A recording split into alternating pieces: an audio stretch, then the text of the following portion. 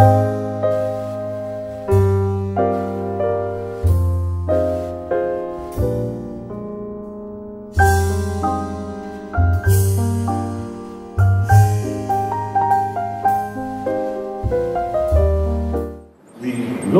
that regulate and conduct the electoral process in Nigeria is very well spelled out in our constitution and also in the 2010 Electoral Act and its subsequent amendments in Nigeria.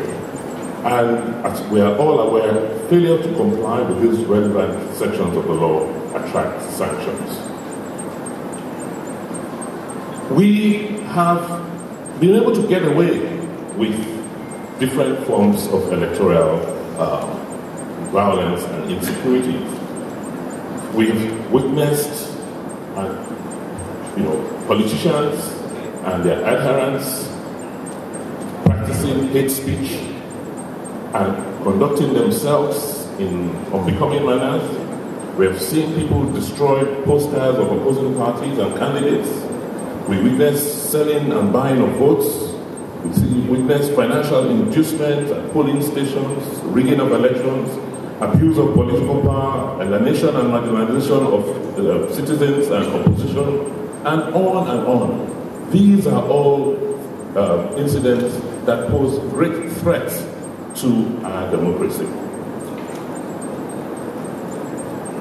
The proliferation of arms and ammunition by non-state actors and the lack of general security is a theme of great concern, particularly in Edo State. We are very, very concerned about the possession of light arms by citizens, particularly those who move around with us politicians.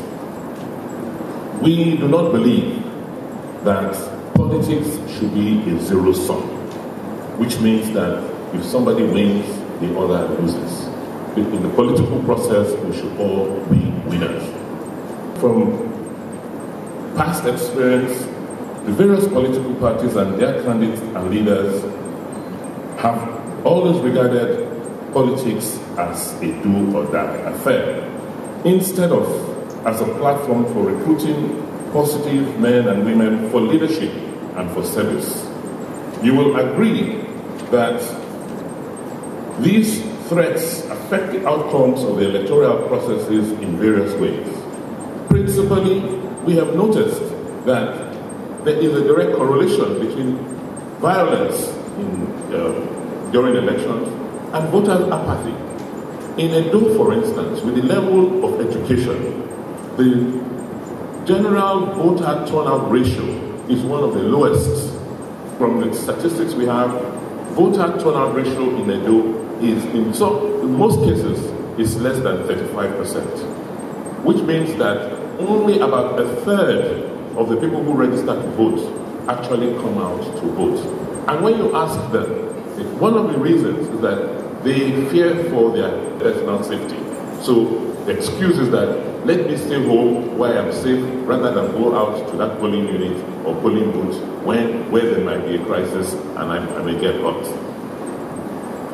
And this apathy is not helping our democracy at all. What I will conclude by saying is that we have invited all of you here today as critical stakeholders because for us in Edo State, we are committed, totally committed to changing the political narrative. We are a people, we are a state with a long history of education and civilization. And so those influences, those factors that affected our political evolution over the last several years, we as a government are bent on ensuring that we stop it. And that is one reason why, in association with the Office of the National Security Advisor, we have gathered all of you here today.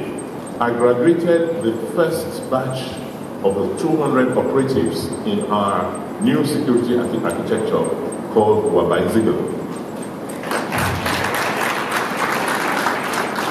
You are going to be seeing them demonstrate the show of force across the city in the next few days. We have given them enough equipment. They are highly mobile. They have received world-class training, and we're going to expand that training. And the mandate is very, very clear. Wherever we find any inkling of crisis or disruption, it will be dealt with. Dealt with. Summary. We are not going to tolerate hooliganism. We are not going to tolerate any form of violence in our polling booths on Saturday and in subsequent elections. And so we've gathered you here today. So let's have a conversation, particularly from the community leaders, from your Royal Highnesses, from political actors themselves who are here, from civil society, from our market women, that on what further steps we should take and what we should do to avert violence in our elections. Our role is very simple. In conducting an election, only two principal agencies are the INEC and the police.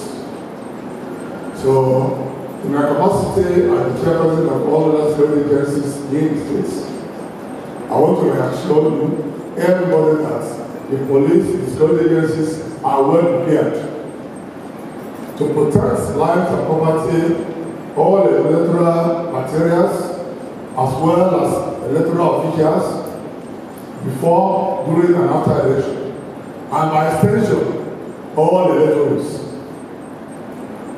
Security-wise, I want to allay the fear of electors.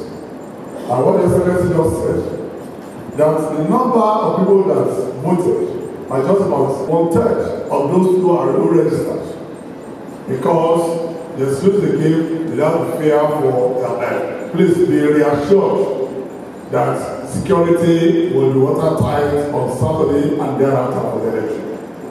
We are taking charge of all the polling sections, the units now, and we shall remain there now till the election is over, so the materials as well as so the electoral officials now are taking the back to the various areas. So be rest assured that security is tight. All other security agencies now, we are incident. We have a series of meetings. So for this election, everybody is respecting fully. Areas to be covered. Another set of well-trained, well-equipped men. So I narrated yesterday. So we are deployed for this election. We shall not take any nonsense from anybody for this election. Everybody knows his role. The stakeholders, the politicians are appealed to you. We are appealing now that you caution, you advise your supporters. Election is not a war. It's a process. And that process should be seen to be free, fair, and credible. So I appeal once again, we are ready, we are prepared, tell your words, tell the electors now, let them feel free and go out and cast their votes. And we shall protect everybody. Once again, thank you. The position of adequate and efficient security for an election is no doubt constitutional, therefore must be adhered to and ensured. In other words, all political environments, institutions, election officials, election material, voters, aspirants, and all relevant stakeholders must be safe and secure in all the processes of the election, before, during, and after the election. The security agency will develop a security matrix encompassing miscreants, thoughts, and all those forces that are destined to hinder or distort the credibility and integrity of the electoral process. We are the critical stakeholders. We want to reassure everybody that we have our own time mechanism to address this issue.